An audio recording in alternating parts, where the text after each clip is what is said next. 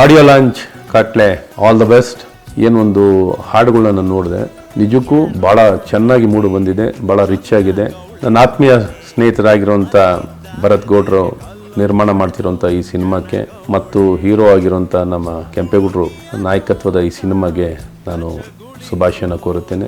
ನಮ್ಮ ಕನ್ನಡ ಚಲನಚಿತ್ರ ರಂಗಕ್ಕೆ ಭರತ್ ಗೌಡ್ರು ಅದ್ಭುತ ಕೊಡುಗೆಯನ್ನು ಕೊಡ್ತಾ ಇದ್ದಾರೆ.